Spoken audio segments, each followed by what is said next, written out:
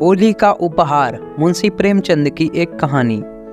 मैकूलाल अमरकांत के घर शतरंज खेलने आए तो देखा वह कहीं बाहर जाने की तैयारी कर रहे हैं। पूछा, कहीं बाहर की तैयारी कर रहे हो क्या भाई? फुर्सत हो तो आऊं, आज दो चार बाजियां हो जाएं। अमरकांत ने संदूक में आईना कंघी रखते हुए कहा, नहीं भाई, आज तो बिल्कुल फुर्सत नहीं है। कल जरा ससुराल जा रहा हूँ, सामान आमान तो ठीक कर रहा हूँ। मैकू, तो आज ही से क्या तैयारी करने लगे? 4 कदम तो है, शायद पहली बार जा रहे हो। अमर, हाँ यार, अभी एक बार भी नहीं गया। मेरी इच्छा तो अभी जाने की ना थी, पर ससुर जी आग्रह कर रहे हैं। मैकू, तो कल शाम को उठना और चल देना, आध घंटे में तो पहुंच जाओगे। अमर, मेरे हृदय में तो अभी से जाने कैसी धड़कन हो रही है। अभी तक तो कल्पना में पत्नी मिलन का आनंद लेता था, अब वह कल्पना प्रत्यक्ष हुई जाती है। कल्पना सुंदर होती है, प्रत्यक्ष का क्या होगा कौन जाने।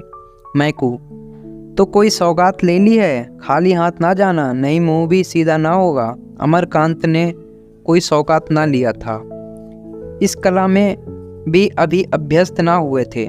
मैकू बोला, तो अब ले लो भले आदमी, पहली बार जा रहे हो, भला बैदिल में क्या कहेगी। अमर, तो क्या चीज़ ले जाऊं? मुझे तो इसका ख्याल ही नहीं आया।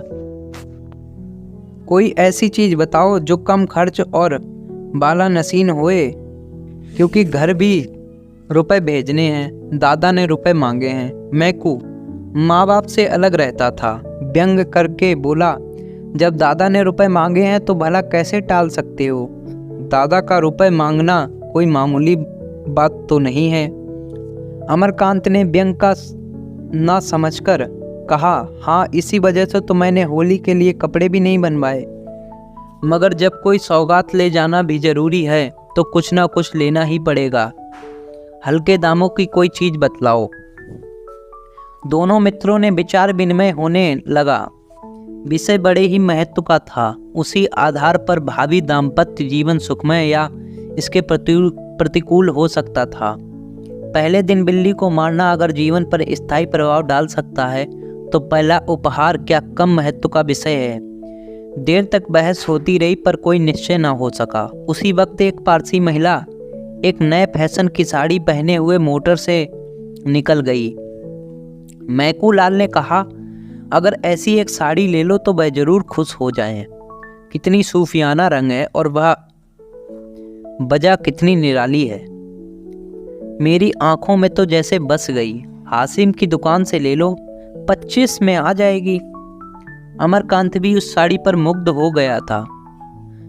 बधू ये साड़ी देखकर कितनी प्रसन्न होगी और उसके गोरे रंग पर ये कितनी खिलेगी। वह इसी कल्पना में मग्न था। बोला, हाँ यार, पसंद तो मुझे भी है, लेकिन हासिम की दुकान पर तो पिकेटिंग हो रही है। तो होने दो, खरीदने वाले खरीदते ही हैं, अपनी इच्छा है, जो चीज़ चाहते हैं खरीदते हैं, किसी के बावा का साजा है। अमरकांत ने क्षमा प्रार्थना के भाव से कहा, ये तो सत्य है, लेकिन मेरे लिए स्वयं सेवकों के बीच से दुकान में जाना संभव नहीं। फिर तमाइशों की हरदम भीड़ भी तो लगी रहती है। मैकू ने मानो उसकी कायरता पर दया करके कहा, तो पीछे के द्वार से चले जाना, वहाँ पिकेटिंग नहीं होती। किसी देसी दुकान पर ना मिल जाएगी, हासिम की दुकान के सिवा और कहीं ना मिलेगी। संध्या हो गई थी। अमीनाबाद में आकर्षण का उदय हो गया था। सूर्य की प्रतिभा विद्युत प्रकाश के बुलबुलों में अपनी स्मृति छोड़ गई थी। अमरकांत दबे पांव हासिम की दुकान के सामने पहुंचा। स्वयं सेवकों का धरना भी था और तमाइशों की भीड़ भी थी। उसने 2-3 बार अंदर जाने के लिए कलेजा मजबूत किया, पर फुटपाथ तक जाते जाते हिम्मत ने जवाब दे दिया। मगर साड़ी लेना भी जरूरी था। वह उसकी आंखों में बस गई थी। वह उसके लिए पागल हो रहा था। आखिर उसने पिछवाड़े के द्वार से जाने का निश्चय किया। जाकर देखा, अभी तक वहां कोई वॉलंटियर ना था। जल्दी से एक सपाटे में भीतर चला गया और 20-25 मिनट में उसी नमूने की एक साड़ी लेकर फिर उसी द्वार पर आया और इतनी ही देर में परिस्थिति बदल चुकी थी। 3 स्वयं सेवक वहां आ पहुंचे थे। अमरकांत 1 मिनट तक द्वार पर दुविधा में खड़ा रहा, फिर तीर की तरह निकल भागा और अंधाधुंध भागता चला गया। दुर्भाग्य की बात, एक बुढ़िया लाठी टेकती हुई चली आ रही थी। अमरकांत उसे टकरा गया और बुढ़िया गिर पड़ी और लगी गालियां देने। आंखों में चर्बी छा गई है क्या? देखकर नहीं चलते, ये जवानी ढह जाएगी एक दिन। अमरकांत के पांव आगे न जा सके। बुढ़िया को उठाया और उससे क्षमा मांग रहे थे कि तीनों स्वयं सेवकों ने पीछे से आकर उन्हें घेर लिया। एक स्वयं सेवक ने साड़ी के पैकेट पर हाथ रखते हुए कहा, बिल्लाती कपड़ा ले जाने का हुक्म नहीं ना? बुलाइत है तो सुनत नहीं हो। दूसरा बोला, आप तो ऐसे भागे जैसे कोई चोर भागे। तीसरा, हजारन मनई पकड़ पकड़ के जेहल में भरा जाता है। देश में आग लगी और इनका मन बिल्लाती माल से नहीं भरा। अमरकांत ने पैकेट को दोनों हाथों से मजबूत करके कहा, तुम लोग मुझे जाने दोगे या नहीं? पहले स्वयं सेवकों ने पैकेट पर हाथ बढ़ाते हुए कहा, जाई कैसन देई, बिल्लाती कपड़ा तुम लेके तुम यहाँ से कबहू नहीं जा सकता हो।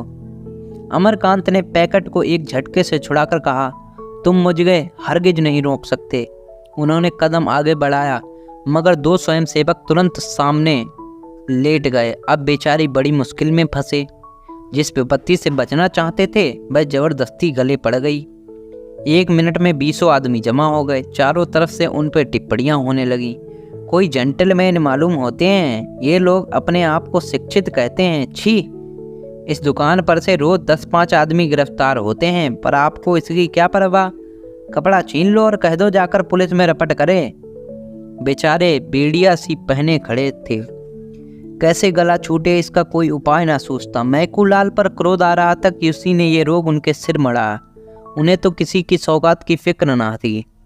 आए वहां से कोई सौगात ना ले लो।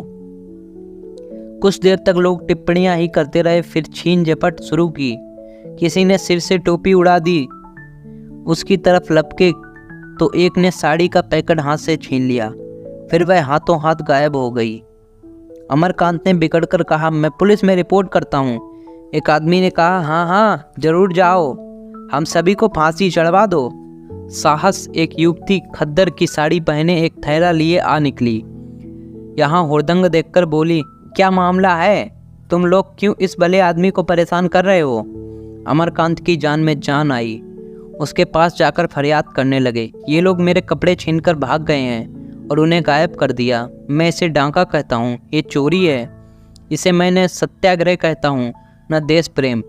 युवती ने दिलासा दिया, घबराए नहीं, आपके कपड़े मिल जाएंगे। होंगे तो इन्हीं लोगों के पास। कैसे कपड़े थे? एक स्वयं सेवक बोला, बहन जी इन्होंने हासिम की दुकान से कपड़े लिए हैं। युवती, किसी की दुकान से लिए हों, तुम्हें उनके हाथ से कपड़ा छीनने का कोई अधिकार नहीं है। आपके कपड़े वापस ला दो। किसके पास हैं? एक क्षण में अमरकांत की साड़ी जैसे हाथों हाथ गई थी वैसे ही हाथों हाथ वापस आ गई। जरा देर में भीड़ भी गायब हो गई, स्वयं सेवक भी चले गए।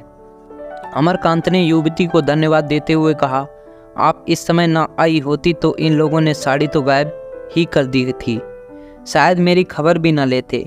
युवती ने सरल भाव से कहा, जन संपत्ति का लिहाज सभी को करना पड़ता है, मगर आपने इस दुकान से कपड़े लिए ही क्यों, जब आप देख रहे हैं कि वहाँ हमारे ऊपर इतना अत्याचार हो रहा है?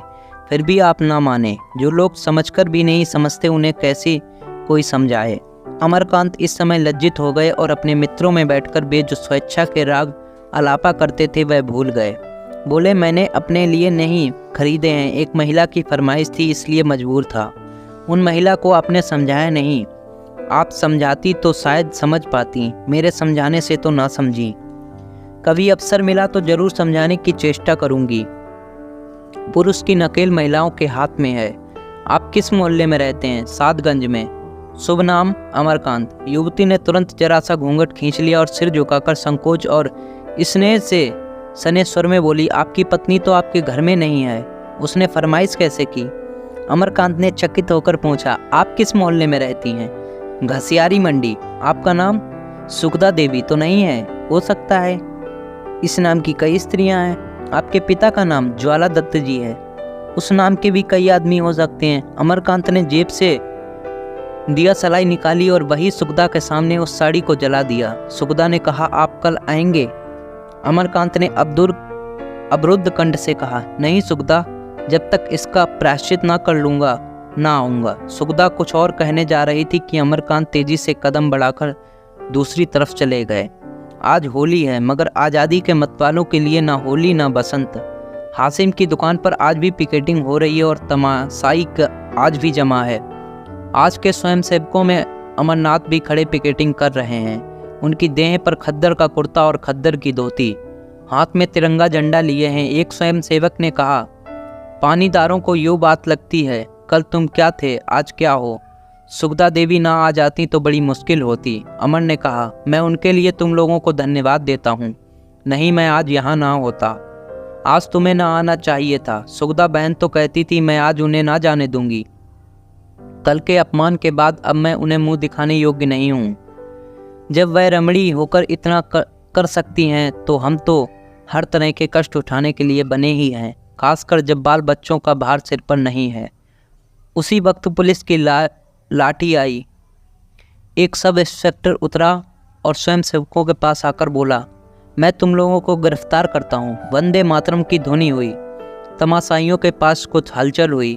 लोग दो दो कदम और आगे बढ़ आए। स्वयंसेवकों ने दर्शकों को प्रणाम किया और मुस्कुराते हुए लॉरी में जा बैठे। अमरकांत सबसे आगे थे। लॉरी चलना ही चाहती थी कि सुगदा किसी तरफ से दौड़ी हुई आ गई। उसके हाथ में एक पुष्पमाला थी। लॉरी का द्वार खुला था। उसने ऊपर चढ़कर वह अमरकांत के गले में डाल दी। आंखों से स्नेह और गर्व की दो बूंद टपक पड़ी। लॉरी चली गई। ये होली थी, यही होली का आनंद मिलन था। उसी वक्त सुगदा दुकान पर खड़ी होकर बोली, विलायती कपड़े खरीदना और पहनना देशद्रोह है। धन्यवाद।